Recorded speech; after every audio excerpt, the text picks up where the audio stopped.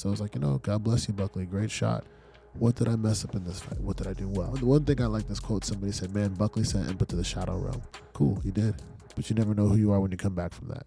Welcome to Rise Above. I'm Kevin Lanning, your host. In today's episode, we sit down with Impa Kasanganay.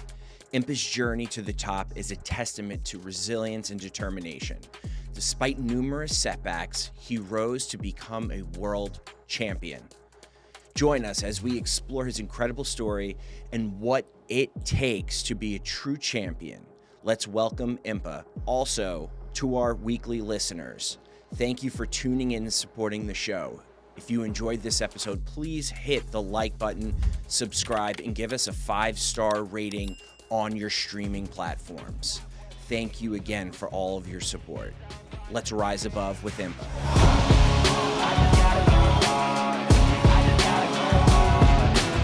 Well, welcome to Rise Above. Appreciate you. Thanks for having me. Yeah, of course. How was your... so you're, 5 minutes away from the studio? Yeah, I didn't realize I was that close. I'm literally right off Hillsborough, I train out of Kill Cliff. It's right off Hillsborough on the other side of 95. I can walk home from there. So I was 6 minutes from here. Oh, that's awesome. Yeah. That's so convenient. Mm-hmm. It's like a bubble. Everything is right here for you. It's very convenient. 100%. Yeah, I mean, I like Deerfield Beach. It's cool. It's the first place I moved back to when I moved back to Florida, and it's a little chill town. Nothing not crazy traffic like Miami or West Palm Beach. Go crossing over bridges and stuff. It's pretty chill. I like this town a lot. It's cool over here. So you were raised in Fort Lauderdale, is that right? Born in Fort Lauderdale. I was raised a little bit in Okeechobee. Okay. South Florida, West Palm Beach, Lake Worth area, Boynton Beach, which is all around the same area. Not as south as Boca or Deerfield anymore, more like there. But when I was a kid, I grew up in Okeechobee for a few years, and that was countryside. I liked it a lot. Then we moved to, Boynton Beach and Lake Worth and West Palm Beach area. So, yeah, I like Florida. Yeah, I did some time over in Lake Worth. So I moved down here 3 years ago from New York City. Mm-hmm. And I lived in Lake Worth for about 4 months. I was renting a house prior to buying something here in West Palm eventually, where I settled. But cool. It's cool over there. The beach over there, it's nice. It's chill. It's old, yeah. Yeah. It's old. It's a vibe. Yeah, old. It's a vibe. It's chill. It's it still has some remains of old Florida. It's some weird thing to it. But everybody's pretty chill, though. It's like a working class community. I like it. I mean, I ride my motorcycle. I always go up there. Just kind of brings back memories, and the beach there is nice. I mean, though it's a little bit more exciting at the beach there for me. So I don't like it too crowded, but I like Lake Worth Beach a lot. That's awesome. And then you eventually moved. So you had, a brother and a sister. Mm-hmm.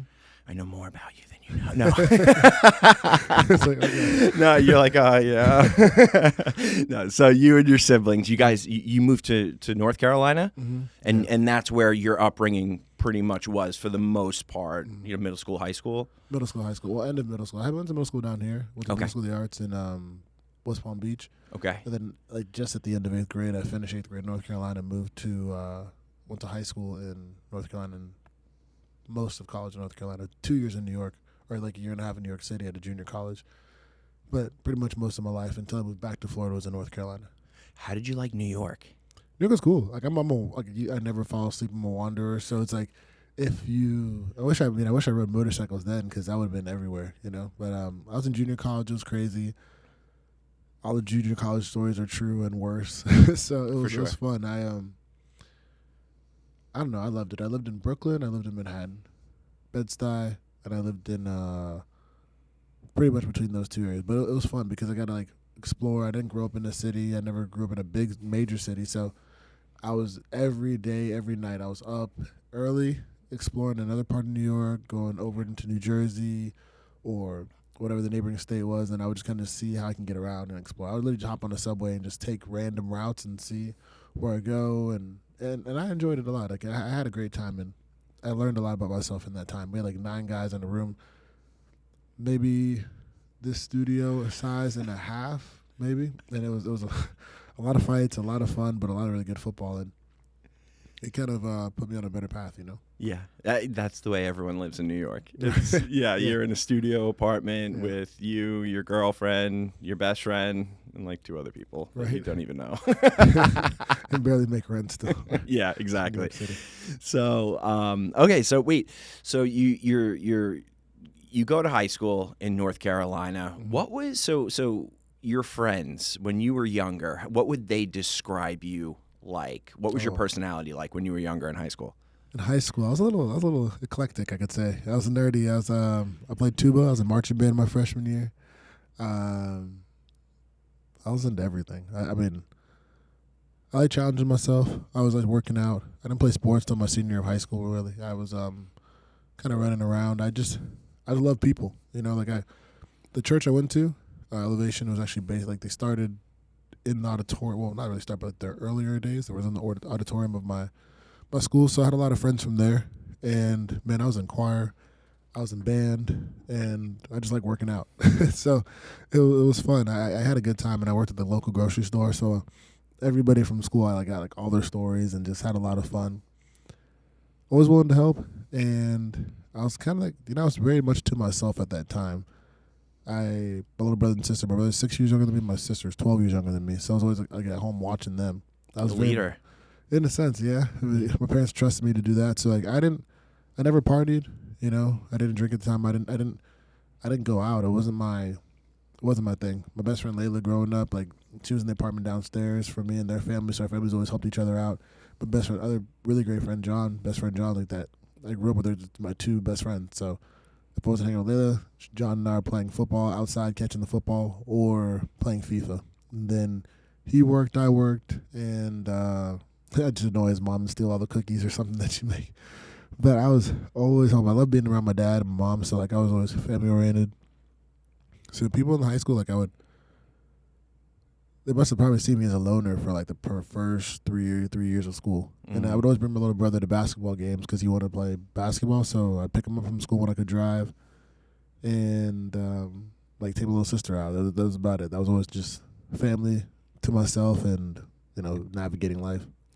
So I feel like I have a daughter. I have a 5-year-old daughter, and like that's if my daughter is in band. If she is doing the things that you just said, I will be a happy parent. So I guess for the parents who are listening here, who was the most influential in your life growing up, and like who kind of helped pave the way from a moral perspective and like right from wrong growing up? Like outside of my family, or in your family, outside, whoever the most influential person was. So the tie between my parents, like, I'm really tight with like my family. Like I feel bad I didn't call them today, so I'm already thinking like I gotta hit them up after this. But I mean, I always tell people I hit the jackpot with my family. Like if you get to know my family and anybody who meets them, like mom has a lot of love in her heart. She's tough. She doesn't play, but she has the best heart that I know. My dad, he's a leader. He's awesome. I'm really blessed. I can call him at any time. It doesn't matter if it's 2 a.m. I can call him at 5 p.m, and he's a hustler. He's always been there to provide for the family and love us. And I mean, a lot of people don't get that. So like, I'm grateful. And then it's my 5th grade teacher. I went to school in Lake Worth, Miss Ballison, and I would say she's the reason I'm a professional athlete. She's the reason, even not just believe in myself. My parents instilled that to me when I was young. She's a solid teacher. She really cared about the student so much. Like she challenged me, made me do extra work. Even if I did well, she'd always like talk about eating healthier, training. And that lady right there was like one of the best people. I found her a couple years ago on Instagram and reached out to her and told her thank you. Like she was the reason like my fight career was going the way it is. And I always reflect on her and other people too. Like I met later in life, Jonathan Logan. Right, he's my mentor till this day. I remember I was pretty much finishing up college, but I talked to him, if not every day, if it goes 2 days, he's like, I'm gonna send a search party to find you. Like, wow, he always gets on me. Discipline over motivation is what always like goes through my mind. But yeah, those are very, very like strong figures in my life who blessed me. It sounds like you surrounded yourself with people who knew right from wrong. That's important. Yeah, they blessed me and they checked me for sure. So I've had people in my life that when I think about Miss Balsone in 5th grade or my parents, like they stay on me still this day. Mm. And I'm very blessed to have that. You know, It's funny you said your mom. I believe you said she's a very strong woman. And when you won the light middleweight championship in PFL, your mom was in the ring. yes, I saw her. Like, she didn't say anything, but that look, like tough mom holding you. Like, I love it. I love it. My mom is tough as nails as well, and I attribute, my upbringing and just my morals and knowing right from wrong. I really give props to my family for that, my parents specifically. Now, your parents, they're from Congo, correct? From Yes, sir. Africa? Yep. And when did they move over to the States? Oh man, my dad's been here for 30, almost 40 years now, I would say. He came for college for his education, so he was 24 when he came here.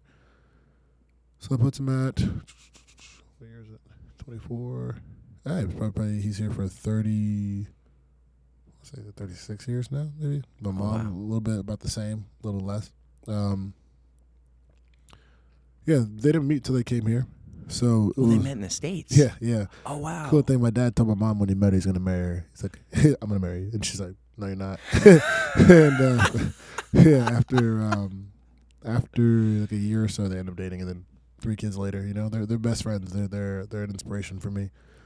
But they really came here for education, to build their lives. My dad's engineer is what he studied, electronics engineer. Now he consults, and mom's a nurse. She's going to go to medical school, stayed as a nurse, and really smart people. It was all about education for them and just wanting to make the best lives for themselves and their future families. So, wow, very grateful for that. That's amazing. Yeah. An engineer, that is, it's not easy. He's becoming an engineer. You have to be very intelligent. So and it's funny you talked about your father's work ethic, and I mean, look, you're going to get into your story, but just knowing your story, the work ethic is strong. It's pretty wild. So the apple doesn't fall far from the tree. I appreciate you. That means a lot. Thank you. Yeah. So in high school, I think you had said senior year is when you started playing sports. Mm-hmm. Was it football?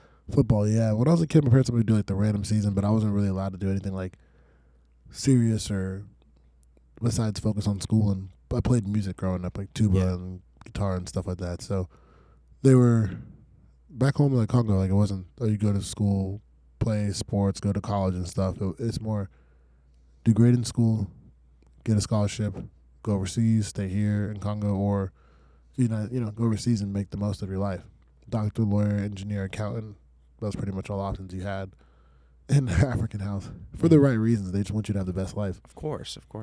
But I kind of snuck onto the football team. Like, I begged, and I stay after workout, and then that summer going into my senior year, my parents were like, test it out. And I was like, I'm gonna play college football. My goal is to go to the NFL. Like, if I do something, I have to say, like, I have to go be the best at it. That's it. And that's what I shoot for. And man, it turned out pretty well. I got college paid for, things went well, and I still was learning as I was going, right? So I didn't have like much of a base, but I just knew hustle and get after it and go get the ball, and that's about it. You played defense? Mostly defense. I played some running back, some fullback, like some kind of like a H-back or like a offset tight end every once in a while. Yeah. But I pretty much played everywhere. Once I got to college, I was, my freshman year, I was like not even breaking 196 pounds. So that's after I ate everything. So they had me at safety, tried me at corner, then put me at running back, a little slot receiver, then they're like, okay, linebacker again, outside linebacker rush. It was always something random. So I went from like, I was in the 180s, not getting past 196. I was in trouble for that. Yeah. And then like JUCO year, I was 245 pounds. So it was always a different position, Yeah. I played football and I got scholarship to play football, Division I. Nice. And I remember getting to training camp the first year, freshman year. Mm-hmm. And everyone was so much fucking bigger than I was. Right. Everyone was faster than I was. I played 1 year, a year and a half, tore my rotator cuff, and then I was, but I started playing football when I was 5 years old. You played 1 year and you got a scholarship. And did you play Division I? Yep, I went to Western Carolina University my freshman year. Oh my God, dude. Went to a really good JUCO. I had some opportunities like to like walk on like Ole Miss, and they were like, hey, come check this out. Marshall, I was gonna go there at Temple, Mm-hmm. and then some coaching changes, some different things. It's funny enough, I was actually gonna go to Marshall at Temple, and then the what was it, the person who's like the liaison between recruiting and school wasn't there. JUCOs are crazy. So then I signed with Lenore Ryan University, Division II school in North Carolina, and that was a blessing. That's how I found fighting. So it was like a guy I played high school football with and rugby my senior year with. He was playing there, and I called him and said, hey, do you guys need another linebacker or anything like that? And so let me talk to the coaches, and they allowed me to come, and very much a blessing. So, and I love Hickory, North Carolina, small little town, mountain town, and it's like my little getaway. Yeah. Yeah, that's awesome. Mm-hmm. So you go on, you graduate college, you get out of college, and you kind of explained how you were introduced to fighting. Mm-hmm. But after graduating from college, did you get right into fighting, or how did you transition and make that decision? Because I think from a 6-year span is when you started playing football. You became an athlete essentially. Yeah. To 6 years later, you, I think, have your first professional fight or something like that? It was an article I read online. Yes. Yeah. I was thinking, I guess in my brain, I was like, yeah, I guess I got you, bro. I know. my brain was like, gosh, I guess it was that time. You're good. You're good. But like, that's incredible. That's insane. So you learned how to fight. Like, give me unpack that a little bit. So you graduate, and then how'd you get into fighting? So I've always liked watching it. I wasn't allowed to as a kid. My parents thought it was too violent. My younger brother, younger sister couldn't watch it. So like, I would turn it on TV. I've always had like a love for violence in a sense. Like, how do they do that? Like, why do they? I thought I was gonna, go special ops. When I was a kid, I said I wanted to be a mercenary to help kids in Congo. Didn't realize mercenaries could do bad things too. But I saw that there's so much going on in Congo. Like, you talk about the mines. You talk about like political extortion. You can go on a list forever. So I was like, well, if I go to the military, I do this, I can use these skill sets and help other people. So those are my ideas with kids. So I always like started reading about like martial arts and what people do. And I've always loved warrior cultures, whether it's in the Bible, David, Joshua, you name it, gladiators, Bantu warriors, samurai. Like, that stuff was just cool to me. My dad and I would play fight when I was young, like just kind of like spar in the living room, but just open fist, just having fun. But I always just thought like anything to do with fighting is fun. And still to this day, it's like just fun for me. I was finishing up college, and I was like, man, I want to play in the NFL. I really wasn't playing too much in my senior year, but I wanted like an opportunity to play in Canada for tryouts at least. And I saw that guys were like Clay Matthews back in the day, and some other players were boxing and doing wrestling to get better at football in the NFL. I was like, well, maybe that could help me with my feet, with my hands, and everything like that. So I walked into a gym in Hickory, North Carolina called Lanning MMA, and then I got like choked out by guys who were like 120 pounds, guys and girls who were just like beating me up, piecing me up, and I was like, I have no clue what is going on right now, but I want to figure this out. So I started doing it, and then I was taking like 26 credits my senior year of college, 35 hours of work a week, doing working at a restaurant, and I was like running workouts for people who were finishing school just for fun. Like, I wasn't getting paid for it. I just said, yeah, anybody who's like annoyed or needs to take a break, like, just come work out. I'm finishing with football. Come work out, man. It was cool. We had like groups like 20 people on the track, sometimes just having fun working out, and it was just like posted it on Instagram in my stories, and I was like, this is kind of like my introduction to really training people. And so the gym I was in, the guy goes, you're kind of talented. You need some work for sure, a lot of work. And he's like, come with me to this gym in Statesville, North Carolina. It's about an hour from my school. So I'd finish working, and I go there, and I go back to class in the morning. He's like, broke college student at the time. He's like, if you want to, if you want to pay for your gym membership, take a fight. I'm like, all right, when is it? Like 3 weeks. I was like, all right, sure, for sure. And the fights got pushed back. It ended up being about 4. And I was 235 pounds. I had to make it to like 184, and I was just cutting weight. And that's where I was like, oh, let's do this. That was not a fun experience. It happened to be a sauna on campus. I guess they used to have wrestling or something. I'd cut weight between classes. I'd run before. I wasn't eating at all. I made weight. It's like 50 pounds. Yeah, it was terrible. That was terrible. That was the only terrible weight cut. I used to go to 170. That wasn't fun, but for the first experience and same day weigh-ins, that was it was a different kind of challenge. But I don't know. I ended up just loving it. It was cool. And then I had to focus on school, and then I graduated, finished, and I was like, okay, let's see about this. And then that's when my pursuit of MMA started. Okay. And then, so you're training in a gym in North Carolina? Yes, sir. Okay. Barbarina was training there too, right? That was a little later. So okay. I was finishing school. So Barbarina's there. What was it? I was at a place called Atlantic MMA, Myrmidon, and then I found Jimmo. Jimmo is where I met Brian Barbarina. Jeffrey Jimmo is the head coach there. Still one of those guys. I think Joe Selecki fights this weekend. That's the place that got me when I was in the UFC. That was the place that got me into the UFC. Taught me a big portion of my base. Barbarina, we used to talk a lot. We don't really talk anymore, but he was a big reason I am where I am today. He still is, and great training partner and all those guys at the gym. Barbarina, John Salter, Chris Weidman's there now. We trained a little bit near the tail end. Long Island guy. That's where I'm from. Yeah, okay, cool. Yeah. It was funny enough, like when I first started fighting after that first amateur fight that I had, I went to New York City to see how pros train. I was staying in Long Island in Farmingdale. Yep. And went to Long Island MMA, Ryan LaFleur and all those guys to see how they're doing. Went into the city, and that's when I was okay, I'm going to pursue this, So I trained for a little bit at Belmore Kickboxing and MMA where LaFleur trained, John Vellante trained, a few of those. Andre? Yeah.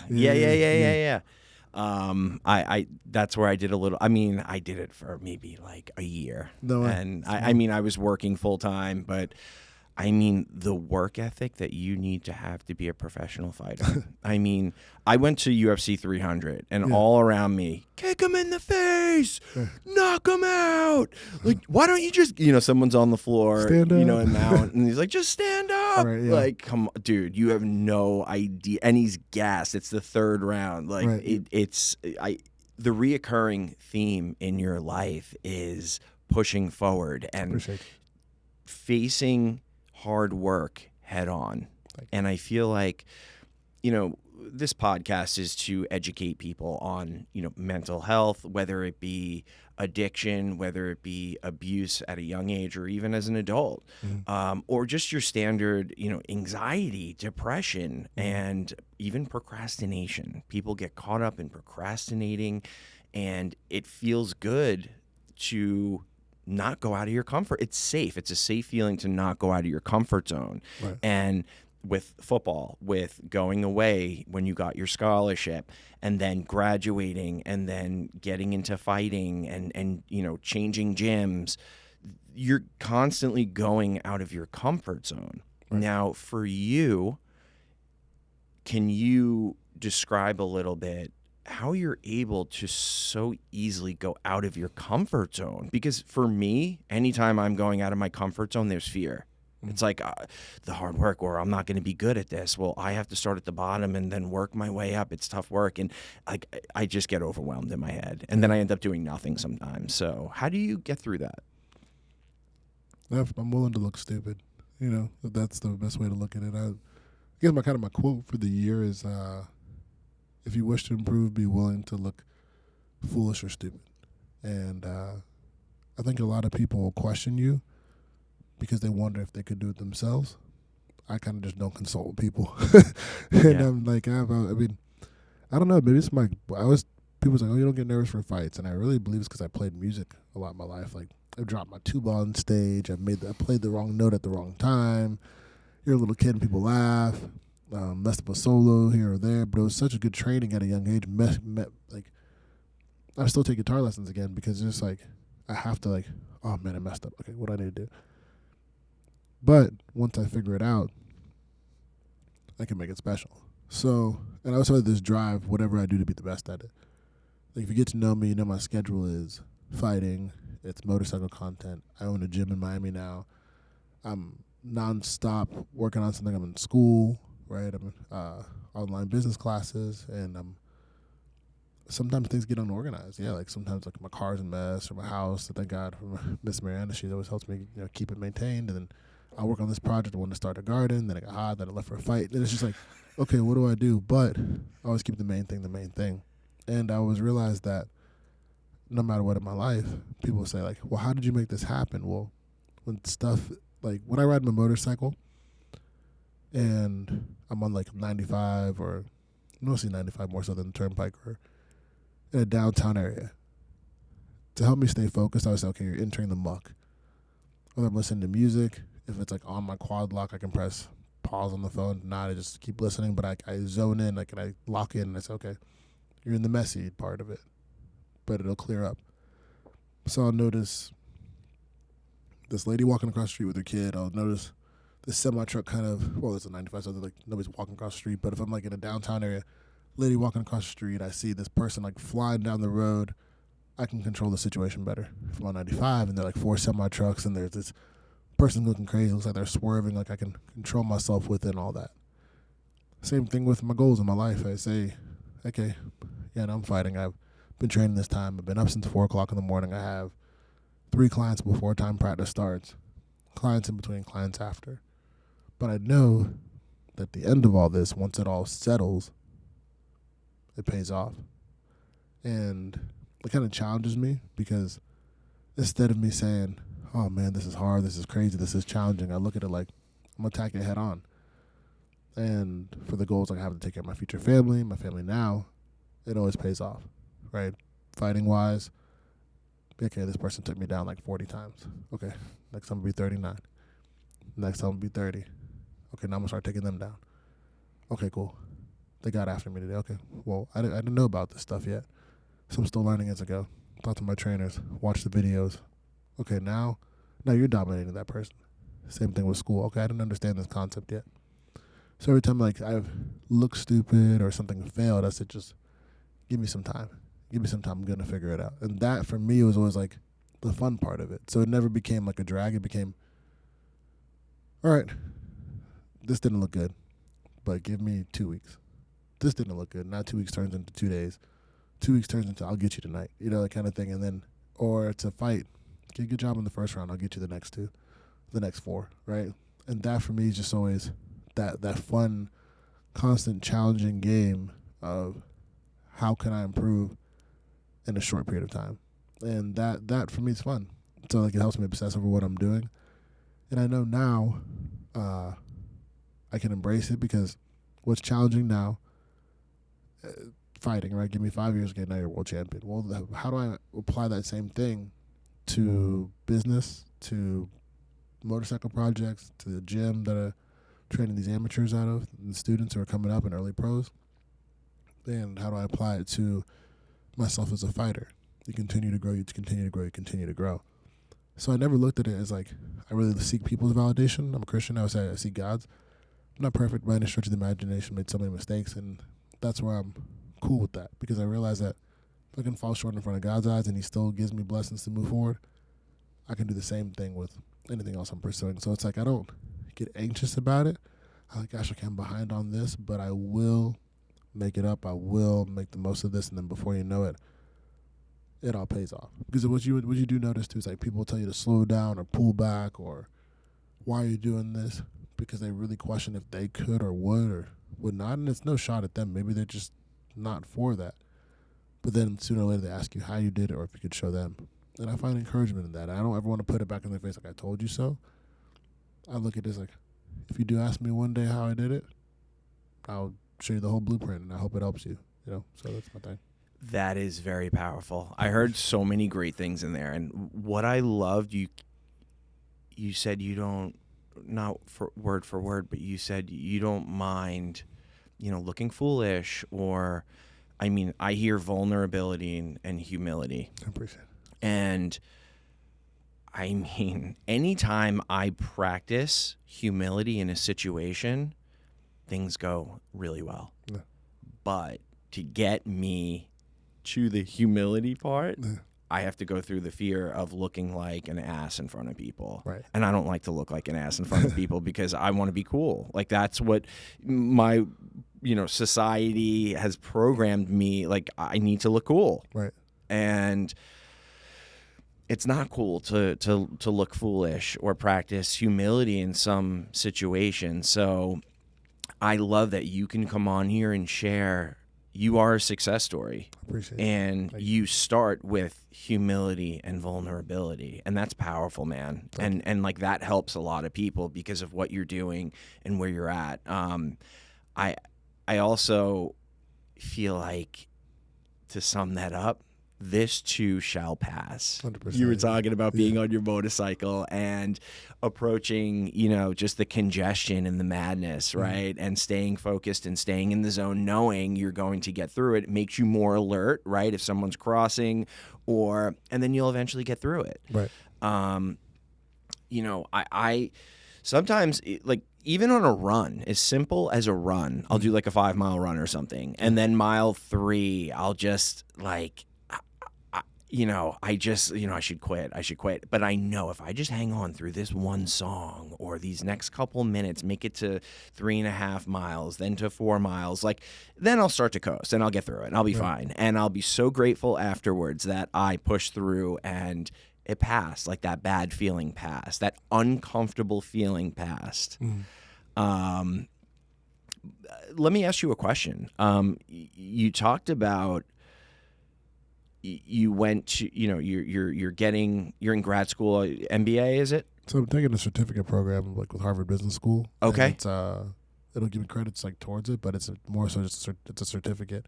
And then I want to go get my MBA. Ideally, be like Wharton College of Business or Harvard Business School, University of Miami, wherever is like the best place I can go and get into. But I want to get my MBA and my PhD eventually. Oh my God, that's amazing, dude. Appreciate it. That is amazing. So you have that going on. You're a fighter. You said a gym in Miami? Yes, Impa's Refinery. It's I love it.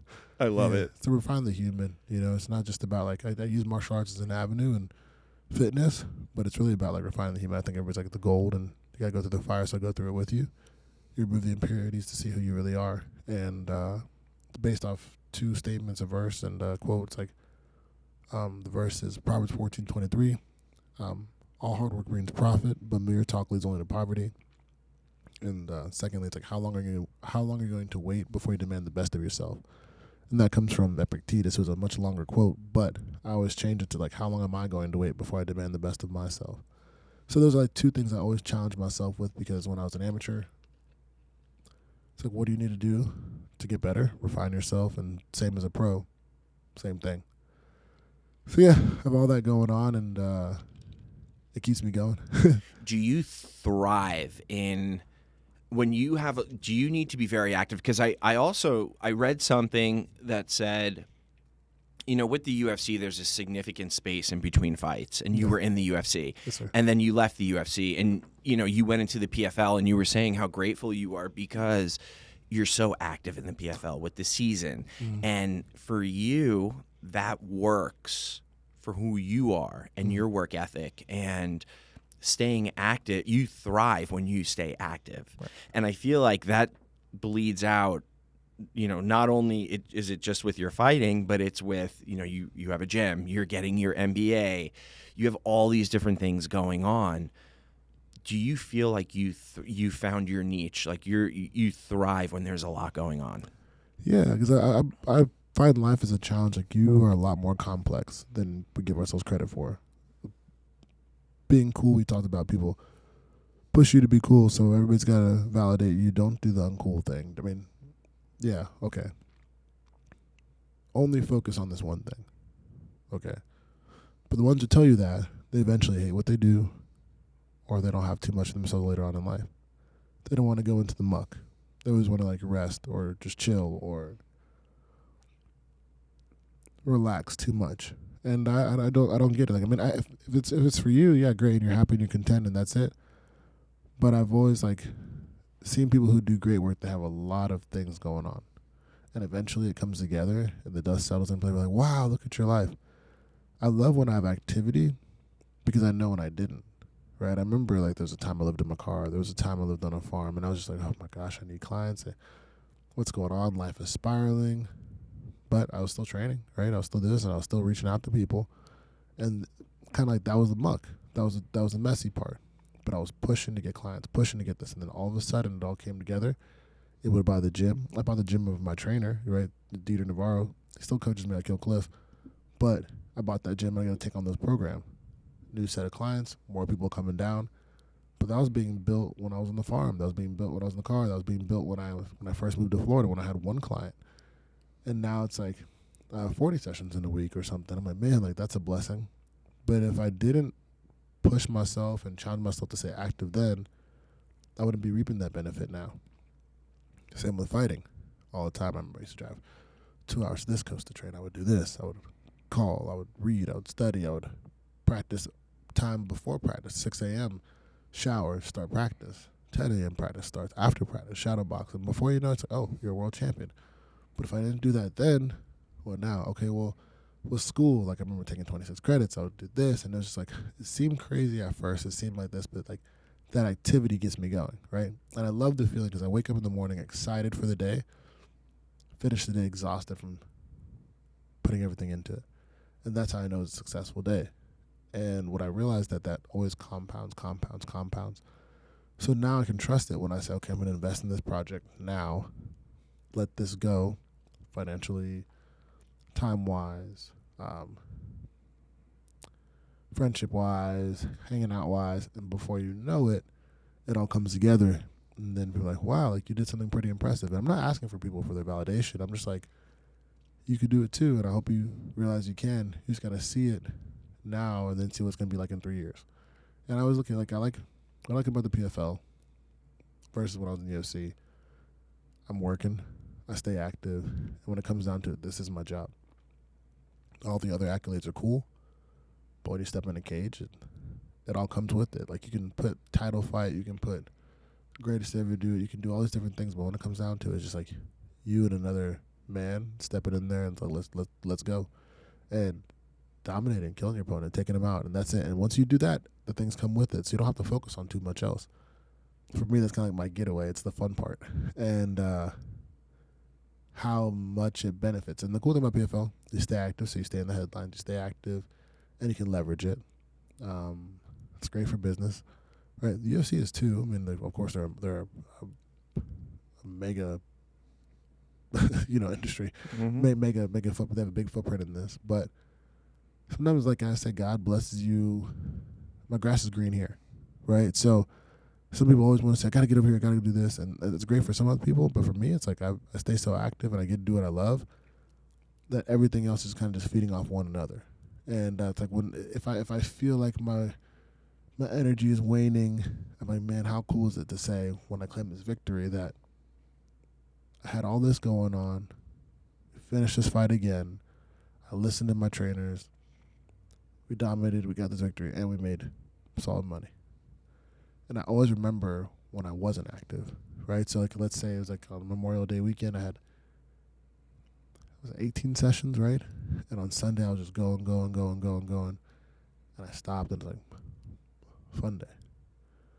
And I finished the day, and I went home, I showered, and I just laid down, and I was just out.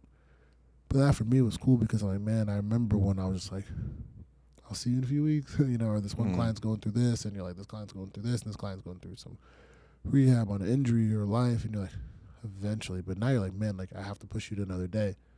What a blessing. So when you're blessed after you don't have it, I feel like you'll work a lot harder. I think you can always tell if somebody says they had it or they didn't have it based on how they work after they say that they supposedly got it. Because I know some people, like, they say they had nothing, but they don't work like they ever did. And I would say work like you never had anything. And that's for me. I always tell people don't copy my life, right? Because this is what I love to do. Like, I get up and I enjoy working. I get, we're the podcast at 9 o'clock because I had so much going on today, and you were nice enough to have me on here, and you're working hard too. But I wish, like, most people could just see it within themselves. Like, if you put your foot on the gas a little bit longer, didn't worry if that cop was on the side of the road trying to slow you down in life, whatever you liken that cop to or whatever it may be, like, maybe you'll see all that you can be. So, like, for me, it's, like, always, like, full throttle. I'm in the highest gear possible I can go and see what happens along the way. Some stuff's meant to fall off, and some stuff's meant to stick with you. So that's kind of, like, how I look at my life. And I always tell people, like, the day I die, I'll be doing what I'm supposed to be doing. So I'm not too stressed about it. It's funny, you push that one extra day, it could make all the difference in the world. 100%. It could be that 1 degree on the dial that doesn't seem like a major change in the moment, but long-term trajectory, you're here, and this is where, you were essentially. Right. 100%. And it's a huge difference then down the road. It's wild. Those little things that you talked about. I also heard God in your story. Mm-hmm. And how has God helped you, and your connection with a power greater than yourself helped you through your journey and push through? Yeah, for me, it's like I'm a Christian, so I follow Jesus, and it's like God is my savior. Like I've done stupid stuff, right? Everybody has. That's why I don't ever like pass. Like I look at people and be like, oh, like this person messed up. Like everybody, you're a felon, whether you're a person who's like, they say you're the worst, or like this person is like this identity thing, or I just look at people. People are people, and God loves them unconditionally. Because he definitely loved me unconditionally when I didn't deserve it, and people get lost along the way. And when I get the grace and the blessings that I have now, I realize it wasn't based on just what I've done. Like I've been blessed to have the trainers that I have. I'm blessed to have the family that I have. Like I didn't really kind of just choose them. They were in my life, and I got an opportunity to choose them. I didn't just say, okay, I'm gonna pick these parents, I'm gonna pick this brother, pick this sister, and then I'm gonna pick this trainer. I'm gonna meet him at this time. No, like these people are on my path, and I'm just very grateful that God has like blessed me. And then all the other stuff that's happened from being associated with the people in my life. Like I always say, I'm never self-made. I have a great team, people around me, and it keeps me in check. Like God's like, I blessed you with all this. There's a story about the talents in the Bible, and it's like one guy had 1 talent, one guy had 2, one guy had 4. The guy had 4 turned it to 8, the guy had 2 turned it to 4, the guy had 1 held it tight, and God was like, you idiot, you like, why would you not go? I'd be just as happy if you turn that 1 into 2 as the guy who turned the 4 into 8, and bless you, but they take away it. And I never take it away, and I never want to like disrespect what I've been blessed with. So that's why I'll push. That's why I'll push, and I'll push, and I'll push. And it's like, when I was a kid, man, we lost, we lost our home and stuff like that. That's from North Carolina. But then I remember it's just like, if I work hard, I can change all this. Okay, cool. Now, become a world champion, I can change all this. The belt is cool, but what comes with it is better. Like, I can help my family, help my future family. I can have more resources to improve as an athlete, as a fighter, as a man. And I recognize that God blessed me with that, because I studied accounting, right? And I could just be a solid, great accountant. That'd be my focus. But at the same time, too, I could be doing something maybe I'm not so happy doing, or I could be working. I was a bar back, right? And I'll be there till 3 or 4 in the morning sometimes. And I was like, it wasn't really fun. It wasn't the life that I chose to live, but it was setting me up for where I am now. And it really keeps me in check. And God's like, I had so much more for you even when you were there. But if I gave up then, or if I thought like life was over then, but God would never even let me have that thought cross through my mind. He's like, it's going to come together. It's going to come together. It's going to come together. It's going to come together. And now I'm at a time in my life where things are really sailing, but I'm always like pushing that envelope to say, what's next? What's next? What do you have for me? Send me, Lord. Here I am. Here I am. Because if I don't reflect it back to him, none of this means everything. I could say, what does it mean to gain the whole world and not have God?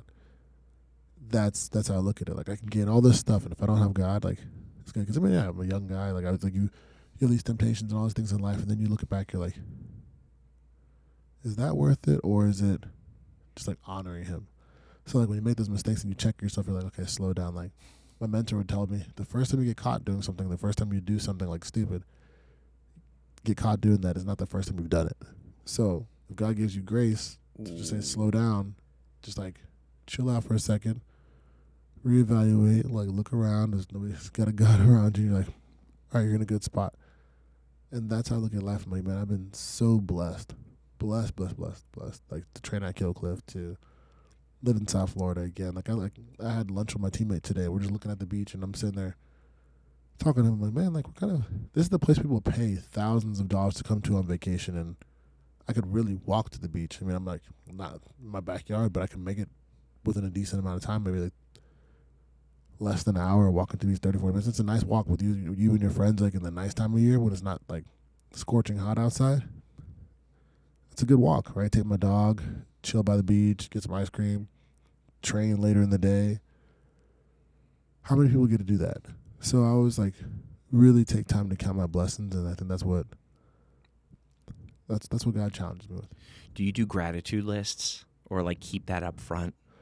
Yeah, I definitely keep gratitude up front, and like I pray a lot in my shower. I guess it's like the time where I'm on my motorcycle, because like it's the time people you don't have to answer the phone, you don't have to do this. So it's like that time I can sit there and I do journal a solid amount when I'm working on stuff for work or when I'm working on schoolwork. I'm always having like a book next to me. So I'm always like, especially on Sundays at church, I'll like think about things I'm very grateful for. Or if like it's a challenging time, I'm like, okay, don't forget what you're grateful for. And gratitude list, just times just saying thank God for everything. Like my walkout song lately has been the goodness of God. It's like, all my life you've been faithful. All my life you've been so good. It's like I just want to sing about the goodness of God. And when I first walked out with that song, it was actually for the title fight last year, and it was to say, "You're always good then when I didn't have anything. You're good now in this moment. You know, I want to go get this title, and you're good forever, right? You're good forever. It doesn't matter. You're in a fight, bad decision, good decision. You're in practice, great practice, poor practice. You have all the money in the world. You have no money. You like." He's always good. So that's how I look at it. It's like I'm gratitude always. And my dad always says, like the quote that I really like, he says he's always full of joy. It's his perspective. It's not like he's always happy, but he's always full of joy. And I've always heard that since I was a kid. He's like, "Hey, Mr. Cass, how you doing?" They call him for short. And he says, "I'm always full of joy." And I would be with him that day, and it's probably one of the more challenging days. Like something happened with the family or something. And I'm like, "Why do you say that?" He's like, "Joy's a perspective. I'm alive. I'm blessed. I'm favored to have you, your mom, your brother, your sister in my life, and things will get better. So I'm full of joy." And that's how I look at life. And I'm like, I always want to be always full of joy. So no matter what's going on, angry that day, I'm still full of joy. It's very interesting you say that, because I feel like how you were describing your father and yourself, you guys are the constant, right? You're grateful and you're in control of your own happiness. Mm-hmm. I was, you know, when you mentioned God kind of gave you that foundation when you were younger, and you stayed true to God through all the ups and downs, the ebbs and the flows. I was one of the people who got away from God. And so I'm sober 6.5 years. I got sober 6.5 years ago. Heck yeah. And I reconnected with God 6.5 years ago. That's when I started to, you know, I'm Catholic, you know, made my communion, confirmation, I was baptized when I was a baby, and, you know, praying all the time, going to church all the time, probably up until I was about 15, 16, and then got away from God for a while, and then up until 6.5 years ago, reconnected. And during that time when I moved away from God, I was the variable. You talked about I wasn't a constant. My mood was contingent upon all these exterior things around me. Right. And any temptation, I would act on it immediately. I mean, don't get me wrong, I fall short still every once in a while. I'm human. But I have the awareness now. And I have more control over, you know, I know that temptation is not going to be good. Play the tape through, right? And I'm able to be more of a constant today because I am in touch with a higher power. So I love that you mentioned that.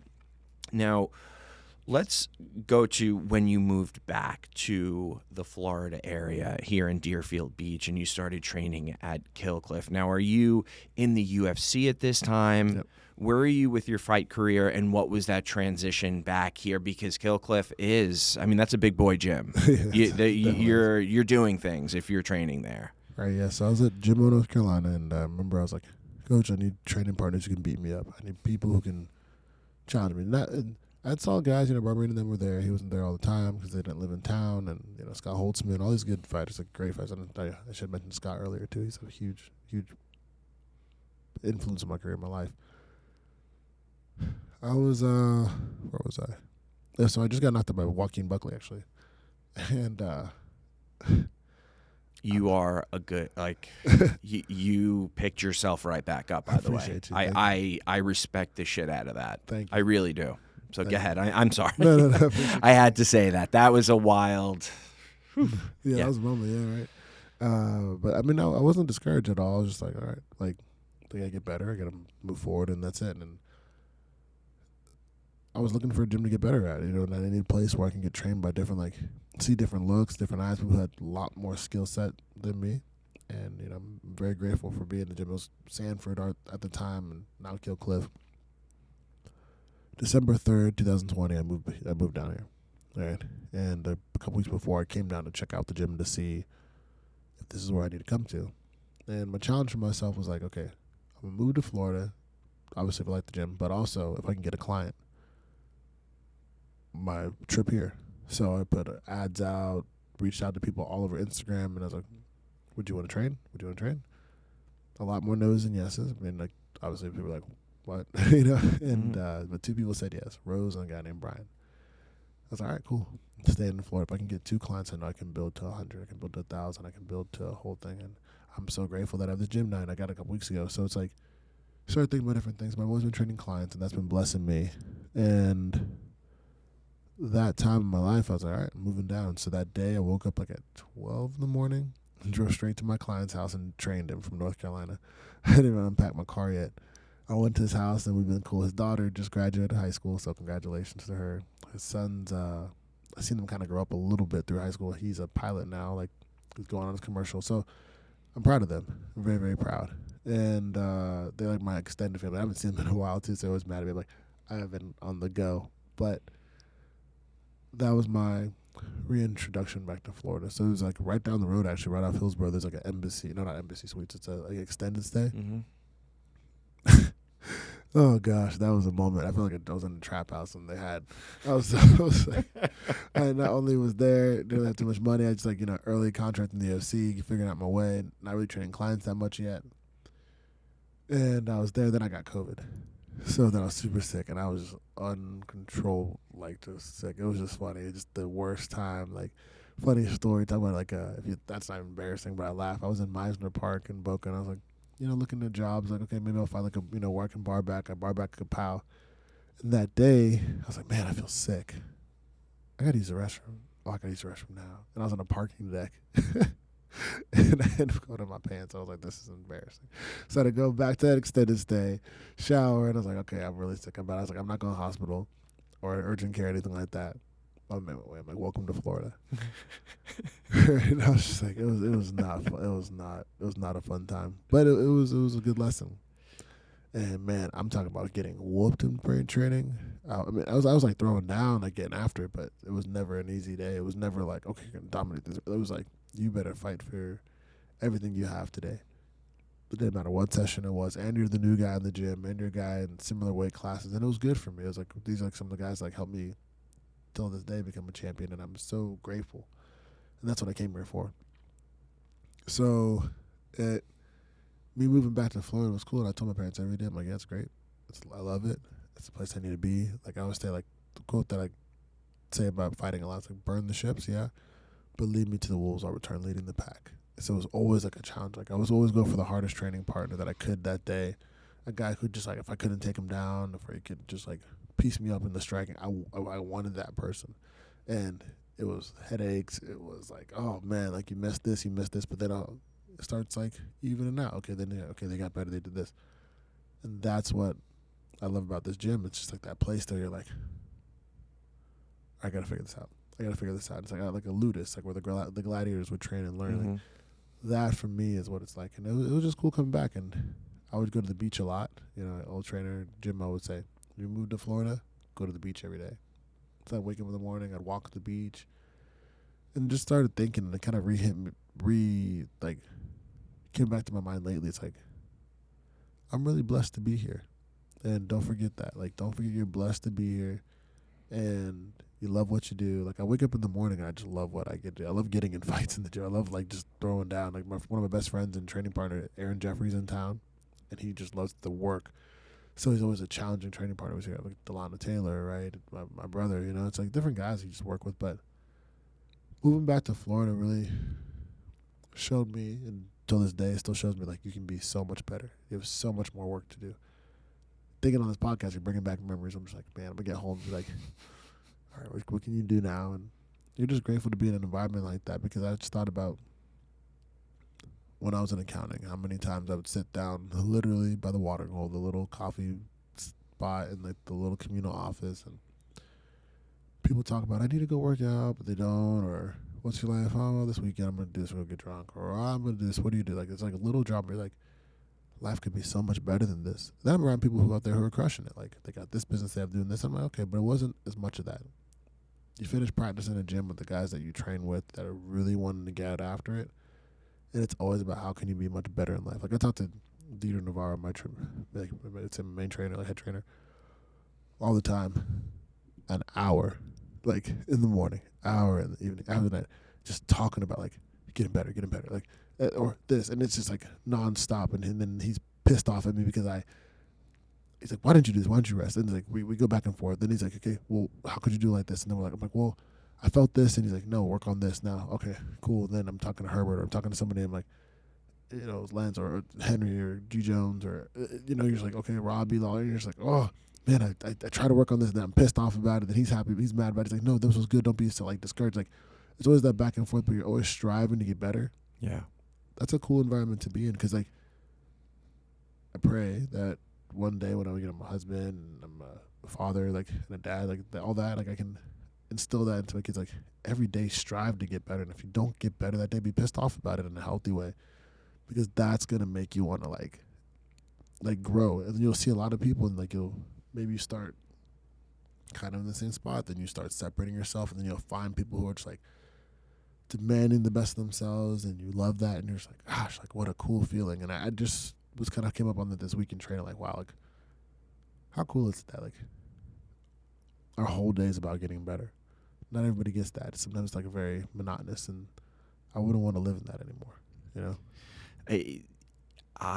So for me, it's community, right. And I that's what I'm hearing here. A lot of community. You have a lot of people that you are surrounded by who are wanting you to get better as a person, as a fighter, whatever it may be. And this was also implemented. You were sharing this in the beginning of your story around some of the people who were influential in your life, your teacher, your parents, and keeping those people around you. I feel like when you have a good network of people around you, you're not doing it alone. And when you're not doing it alone, it makes it a lot more bearable.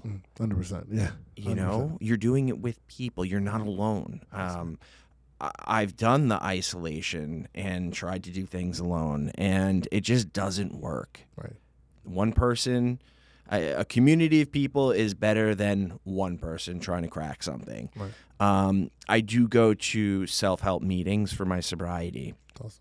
And one of the biggest things is surround yourself, with other alcoholics and addicts, and call, the unwritten rule in the program in meetings is, call your sponsor every day. Sponsor someone who has more sobriety time than you, that you can do inventory with. You talked about writing out some stuff, right, and taking some inventory for yourself. Cool. Well, in recovery, we do that as well, and you could share it with your sponsor, and also just calling other people within, who are struggling or going through the same stuff that you're going through, and pacing together as a group, as a community. Right. That's so important. And not having that community, I've been there as well, and it's a very scary place to be in.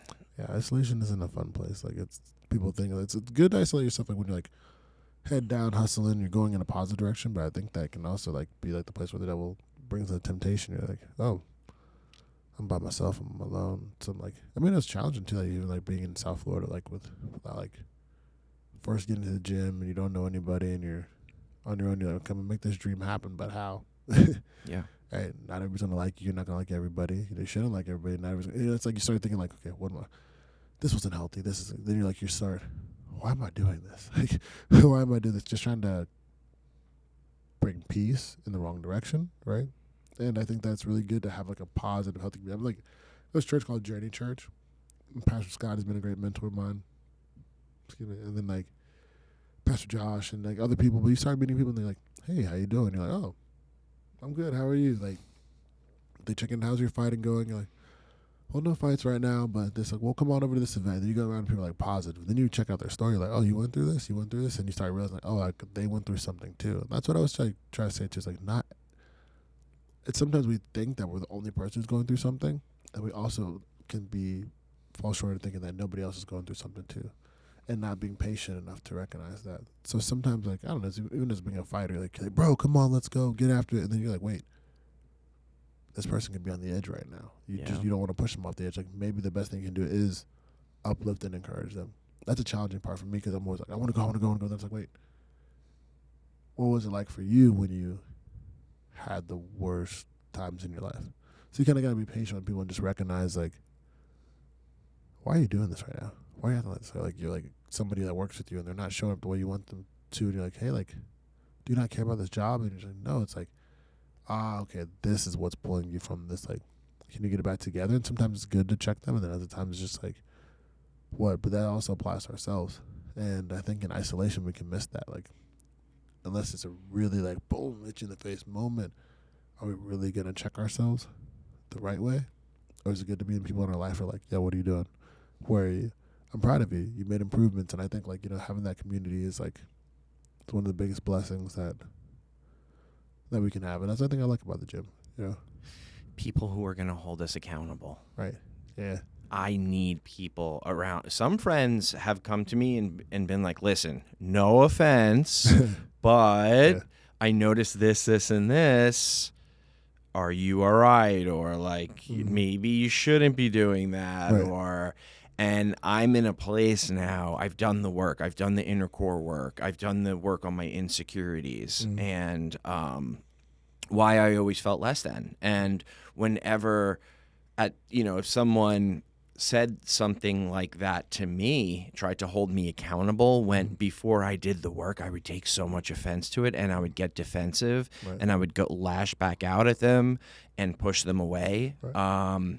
But now I'm like, no, like, this is going to help me get better. Right. Like, tell me what, please, this is gold. Right. And it's not personal. And it goes back to that humility and willingness to be vulnerable. Right. And make those changes. And, to a little more on changes, there was a point where you were sleeping in your car. Yeah. And I saw that, and then, you left the UFC. So I feel like, there were points in your career where it was 2 steps forward, 1 step back, 1 step forward, 2 steps back, 1 step forward, and then back and forth. And something that I respect about you is you are able, I've noticed a common denominator throughout your story, you're able to make these changes and adapt as you go on. When I get knocked down, it's tough for me to accept what I did wrong, make the change. Now I'm starting from the bottom, and then I'm implementing those changes to move forward. Right. Bringing this up as an example, the Buckley kick. Oh yeah, dude. You made the changes that you moved forward from that. You handled it, like a mature adult. Right. You made the changes that you needed to make. You put in the work, and look at you now. You're a champion. Appreciate it. And my question for you is, for me, there's always fear making changes or things changing and me having to adapt and optimize. How are you able to do that so well? Well, it's my faith. I know it's like it says everything works out together for the good of those that love God. And that's simple for me. So it's like, okay, if I do this, it's going to work out. It's kind of like God's will is whatever. His will work in whatever I do. If I'm not supposed to be doing it, his will work out and put me in the right direction and say no. If I'm going in the right direction, his will support that and help me, encourage me. Not that I get to do whatever I want and his will is just going to be like, all right, do whatever. Like, go be like some terrible person to people, and that's your will. God's like, I'm going to cut you off and you'll see. But if you're going in the right direction with the right intentions and the right heart and like faith, it's like, it'll work out. And so when I got knocked out by Buckley, right, and I know a lot of people give Buckley a bad rap, especially at the gym I'm at. Like, he's knocked out a lot of guys from the gym. He's fought my gym and he's done well, right? Well, what I say about him, he just wants to make the best for his life. Maybe he doesn't communicate as well sometimes to some people, but I've talked to him, and there's respect there because it's like he had his moment, I had mine, and I needed it. My dad would always say, like, your rejection gives you a direction, and this is my faith and how my parents raised me. My dad's like, we're in the ambulance, and I said, Dad, don't worry, I'll finish my next fight. And he was with me at that fight. I also said, play that highlight as much as you want, but the day that I'm a champion, play that highlight too. I just knew in my heart, and I still know, like, that I'll forever be a champion. Like, go get the title this year in PFL, last year, next year, and then if God takes me out to PFL, great, I'm gonna be champion there too. It's like I just know that I'm whose I am and who I am and how I'm raised. And so it was never like because this moment was bad that my life is bad, or that this moment was challenging that my life is completely challenging. Like, there's some great things going on. I started training at 24. I'm in the UFC at 25. You know, like, this is pretty cool. Like, something's going right. All right, cool. You got knocked out. Good kick. All right, that's how my family is, right? So, Mom, you good? Yeah. Dad, he's fine. He's with me out there in Abu Dhabi. Brother, you good? Yeah, bro, I'm good. Little sister, you good? That was a pretty cool kick. And I was like, thanks, V. But you have, like, the people I see validation from, and I'm just like, it was pretty cool, wasn't it? But then I said, like, what can I take from that? Like, what did I mess up? And I always say, own the failure, own the success. Because if I own it, then what can you say to me? Like, people, like, you know, when I learned that when I played two-man music, and if I'm like, people forget, like, improvisation, right? It's one of those things too, like, kind of came off some mistakes too. Like, the great jazz musicians, they would make a mistake and they would just wail that note out, and the crowd would be like, oh, what is that? And then all of a sudden they start playing off and get right back in key, right? And they're like, oh, that was pretty cool that you did that. It's actually, it was a mistake. If you hear some great musicians, or what happened? I thought we were on this part. I was zoned out and I was tripping, and then all of a sudden I started playing. They're like, really, there's a mistake? But you can play, right? So for what I've learned is just like, all right, so I had this moment. I can either let it crush me because I gave it permission to. I can give myself permission to do great. So now the Buckley fight is 2020, Fight Island. Yeah, I still see highlights, but I still get tagged in it. All right. But it's online. Like, you know, all the time. But it's like now, right? Yeah. Now I'm like, okay, cool. I'm going to use this moment one day. This moment will be like a step. Hell yeah. Right? And I was like, this is cool. So you're going to see me in the gym all the time. I'm going to train. I'm going to train hard. Like, you have to pull me off the mat. So you don't have to tell me to show up. Right? And that's going to be the point one day where I can use this moment. So I was like, you know, God bless you, Buckley. Great shot. What did I mess up in this fight? What did I do well? All right. Cool. Now, one thing I like this quote, somebody said, man, Buckley sent Impa to the shadow realm. And I was like, cool, he did. But you never know who you are when you come back from that. Ooh. And there was one of those moments in my life where I was like, and I didn't comment back. I just kind of laughed. I was like, that's a good comment. And I thought to myself, like, thank you. And I learned so much from that because every single time I fight, I'm like, all right, I'm going to get better. I'm going to get better. I'm going to get better. I'm going to get better. I'm going to get better. And then it made me hungrier. It wasn't even an embarrassing moment. It was just like that, whatever. Like, I fight in underwear for a living. Like, I'm just going to keep going. I'm going to keep going. I'm going to keep going. Like, I'm going to say the warrior's greatest reward is the next battle. So the fact that I get to keep going, being what I am, being who I'm called to be, earning my name, earning my, my loot, that's such a blessing. So why would I sit here and cry about it? Like, God said it's going to work out for my good. So either you can walk away and not figure out what that's going to be, or you can keep pushing. Like, I mean, I had, my car wasn't working anymore. So I had a motorcycle, and I would ride all the way down to Miami and work with Dieter, come back. And he's still a trainer at Killcliff too, so I go back and forth. I live on the farm, so I go back and forth. I had all my training gear there. I was door dashing on my motorcycle. I was doing this, and I was like, it's going to work out, right? Like, my family's good up in North Carolina. We could get better, but one day I'll make it. And I made that promise to myself. I said, one day I'll be a world champion. Well, then, yeah, like, it happened last year at PFL, and I'm grateful. And then I take the belt, and I just put it up. It doesn't matter. I don't need to, like, carry around and flaunt it because there's more work to be done. And that, for me, was really cool. So it just became recognizing the fact that, like, I always ask people, like, what would you tell your 30-year-old self? What would you tell your 29-year-old? Whatever age I'm at the time, I'd always ask, like, what would you tell yourself? I was at Dunkin' Donuts, and I saw these guys. They had, like, a really nice car and this, and they were just having a good time laughing. I said, hey, what would you tell your, I think I was 28 or 29 at the time. Like, what would you tell that age of yourself? He says, go to work. I was like, okay. He's like, go to work, not because you just need the money or anything, but, like, You accomplish something that day, and see how much you can accomplish in a day. And I took that and I ran with it. I was like, how many clients can I get? What can I do today? And before you know it, was like the goal, the target was going to work. It wasn't earning the money. It was just go to work, go to work, go to work. And then what did it become? I was like, oh, like life is pretty good. Well, I have this house now. I'm renting this house. Wow, my motorcycle. I got to do my first like custom work on it. Okay, I have this truck. Okay, now this is cool. Like, I'm not hurting. I'm not worried. I remember this time. And then I'm like, oh, well, training. How can I get better? I need to land this many takedowns today. How do I land this combination? I've been working on it. Then it's like, there's a really cool quote. It says like the person who enjoys walking versus the person who just has to walk or something will go a lot further because they enjoy it. I just started finding love in the work that I do more and more and more. And that's what it was. So it was one of those things like when a hard time came, I just realized like you love somebody and you're married to them for, my parents was just celebrate their 31st anniversary. If you love somebody, you love something, it's not always going to be easy, but it doesn't mean you stop loving them. It doesn't mean life just stops there, one bad moment.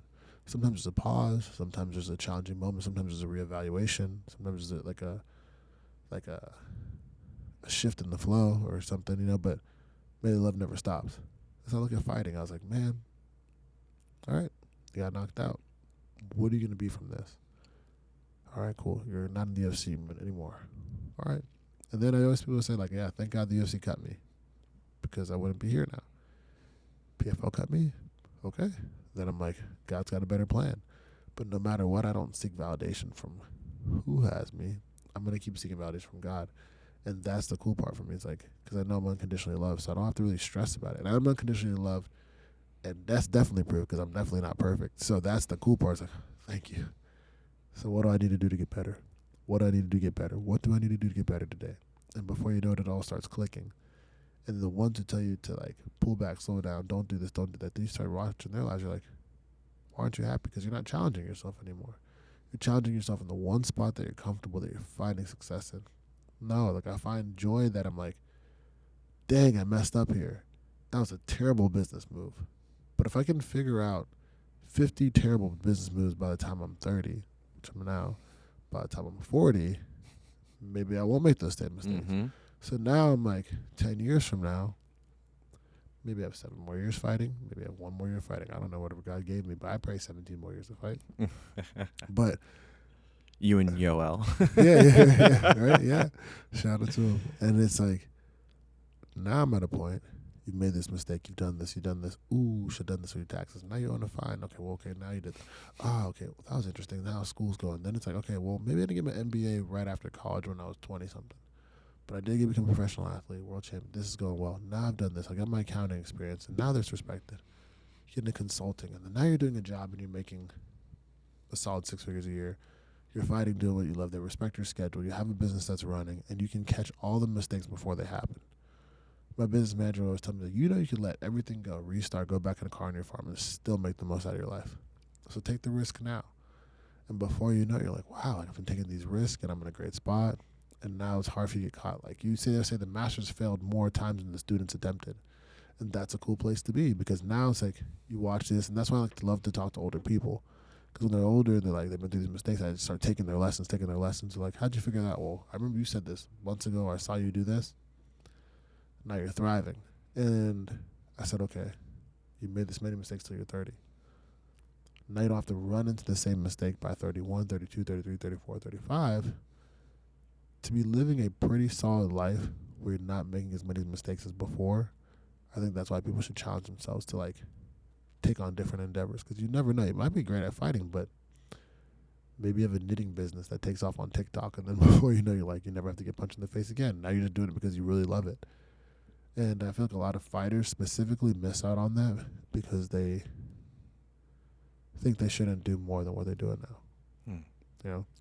Do you think you are focused more on taking the action than versus thinking about the results of things?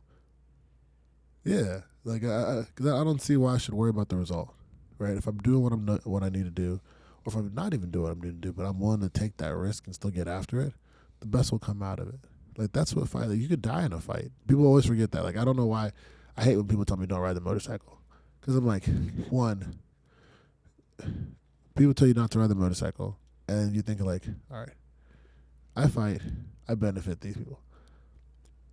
But I ride motorcycles and I create content, I benefit myself and my family. So it's just like, what are you really saying? I look at life like the day God takes me home, I'll be doing exactly what I need to do. But why would I worry about the result? Like, I'm focused on, instead of worrying about it, I'm going to make that result happen. Like, what do you want to eat? Like, when you want to make popcorn, you're like, if I put this in the microwave, I hope it doesn't get burnt. You're like, no, I know this setting. I know when I hit that last little pop, I'm going to stop it now so it's not burnt. And then I'm going to turn my movie on. I'm happy. I'm enjoying it. Whereas with fighting, you learn it's like, go out there, dominate, go for that first round finish. Like, don't be ashamed of wanting the best for yourself. Go get it.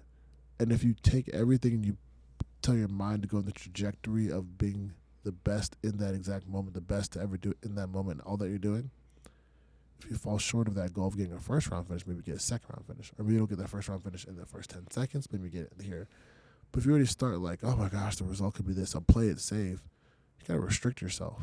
And then you start doing that. Then it's like the way you do one thing, it's the way you do everything they say, right? All these great quotes. So I said, well, if I act like that in life, will I do that in love? If I act like that in this, will I do that in business?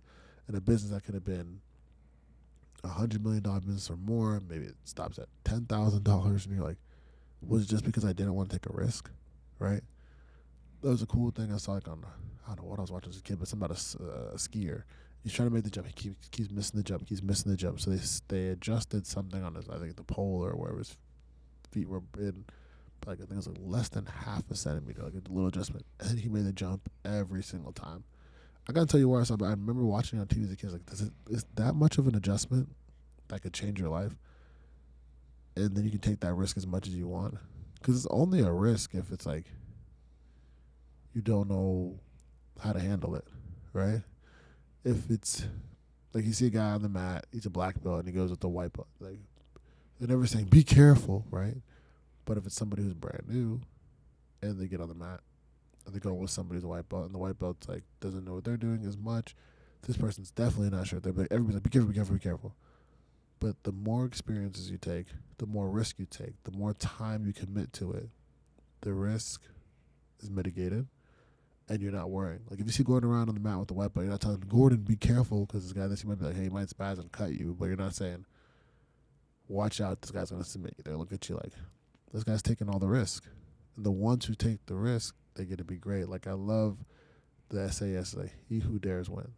Like, the British Special Forces. He who dares wins. Like, dare to take those risks. Dare to be great. Dare to fail. Dare to do this. And then one day you look at it, you're like, everything you took a risk for and succeeded in completely covers what you could have failed in, right? And I'm happy. I mean, I had a great accounting job. Focused to get my CPA, get my MBA, still go get my PhD, all these different pursuits. And I was like, I'm leaving. You know, like they didn't want me to train. I was like, well, I know I wasn't even getting paid to fight yet. And if I listened at that time and like I went back and worked at the grocery store that I was in, I was bouncing and like I laugh and all these different things. And I look at that time. If I never pursued that, I'll never have these moments. I'll never get to sit here with you. Like, maybe in a different light. I don't know. But like, it's like, how cool is that? Like, somebody wants to know about my life. I laugh when people ask me questions about my life. I'm like, you want to know about my life? They're like, okay, we can talk about it. But if you don't take those risks, you'll never truly see what you're going to become. And in the grand scheme of things, 5 years to make something happen compared to a lifetime. Let's say somebody lives for 90-something years. Take 5.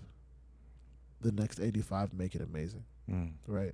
I saw such a cool thing about like the first Google staff meeting, or one of the first early ones. They're sitting here and laying on Bosu balls and stuff. Now you see these crazy Google campuses, and yes, different challenges come. They go to court, these different things. But man, I mean, to see like a company that's so massive that people just Google it. You know, like, and all that's changed since that company. I look at people like, what if they never took the risk? How much would people not know? Or maybe somebody else would have taken that mantle, right?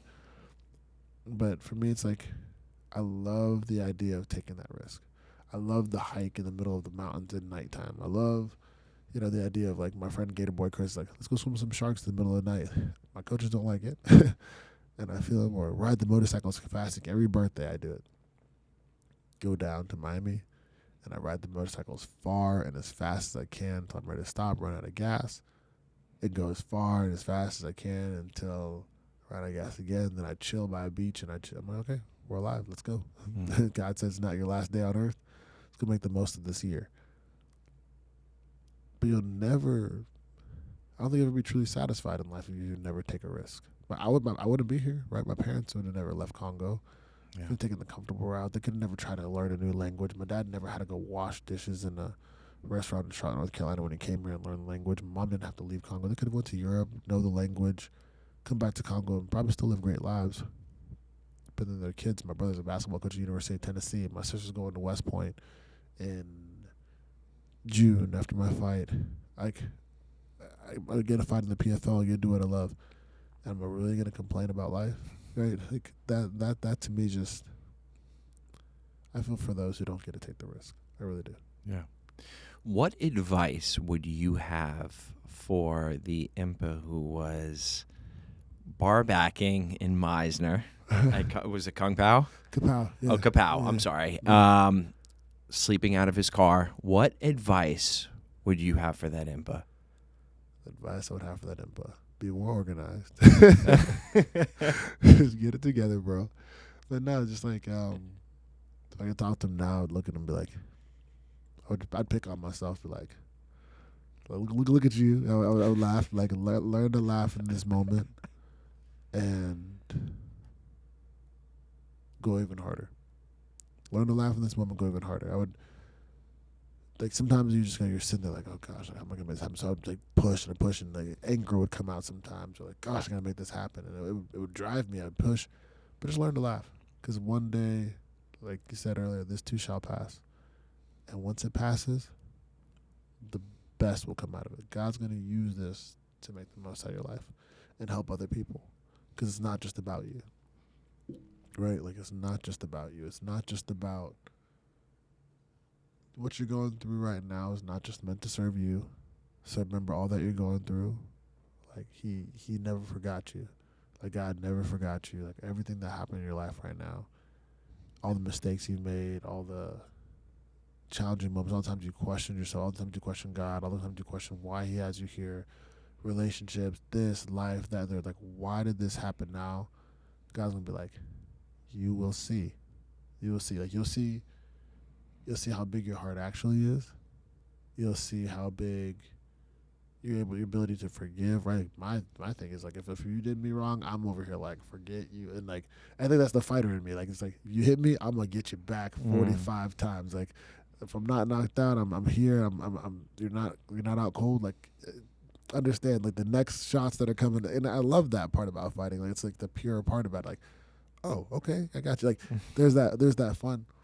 But in life, is it always the right thing to do? You not always have to fight something. So I'd tell them, it's like, you're going to learn so much about yourself in this time. And once you make it, you won't care how stupid you look. And I'm going to use this to help you understand, keep pursuing those dreams, right? Be the person that when the security guard passes by and peeks in your car and you're hiding down, or you move your car to the other side, and you're riding that motorcycle, and then you're getting those Instacart. Realize you can lean on certain people. Realize when you're showering in the gym and brush your teeth in the gym before people get there. Realize that those extra rounds in the back are gonna pay off when you knock people out. Realize that grittiness that's developed in you is gonna come out at the right times, and realize that like the businesses you're gonna own one day, like nobody in your company's gonna work harder than you, and you're gonna inspire others, and you're gonna also be able to help people. So, and it's also to say too, like the days you see somebody else going through stuff, be patient with them, because they could just be mentally in the same state as you, or worse. So I would tell them like, man, like, yeah, this too shall pass. Laugh about it. Go harder. Be more organized. And when you do make it, walk by this spot every so often, you know. And I did yesterday. Actually, it was funny you say that, because I was like parked near there. It's like on the further part from the gym, because I was trying to hide behind this little hedge. And I just kind of started laughing. I was like, "Gosh, you were right here. You were right here, man." And it's just like, Keeps you grateful. Oh, it so does. Like on a rough day in the gym, or like not rough in Yeah. a negative way, but I was just like I laugh because I look at the spot and I was like, gosh. I'd hide my motorcycle and I'd like kind of tuck it near the bush. And the one time I got it stuck and I dropped it in the bushes, and those memories flooded back, and I just like. Didn't the security guard go to Henry and was like, yo, there's a car just chilling in the parking lot all the time? I had an Instacart order, and I swear, this is how I think about that. I think that an Instacart order came to the front of the gym, and I fell asleep, and I was like, oh, where'd my food go? And then the food was dropped off in front of the gym, and it was late.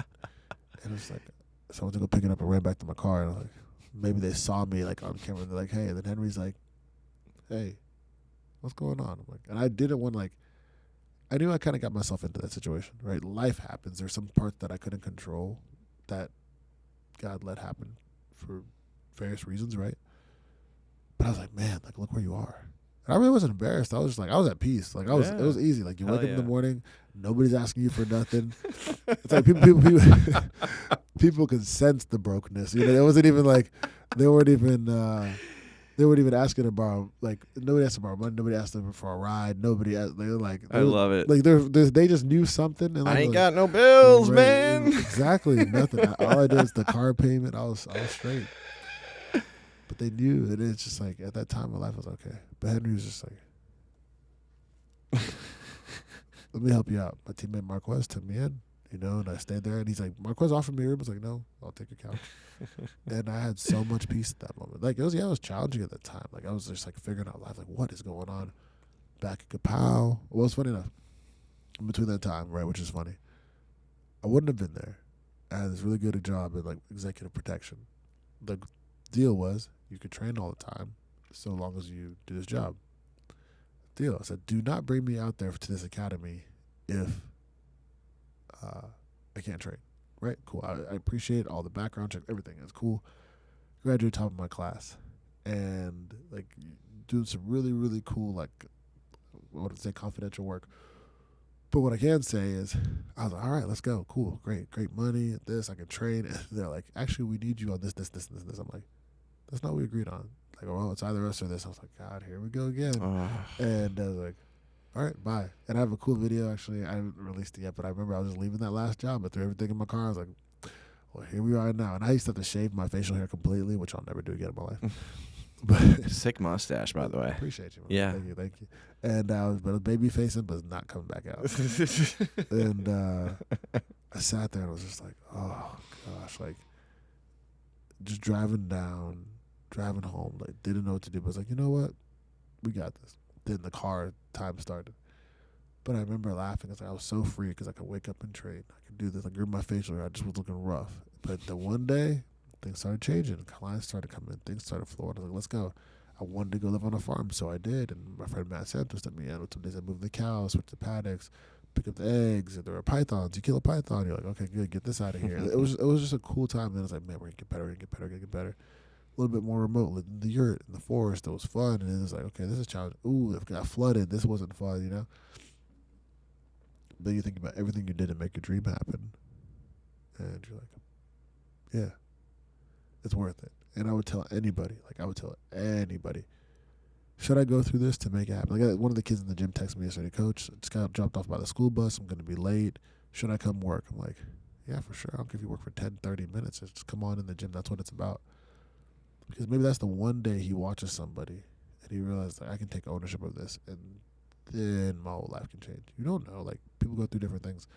And I was just like, I don't know. Like, that day when they were like, you got to choose between us and this job and all this stuff, and my life was like, and then the UFC was like, bye. And I was like, oof.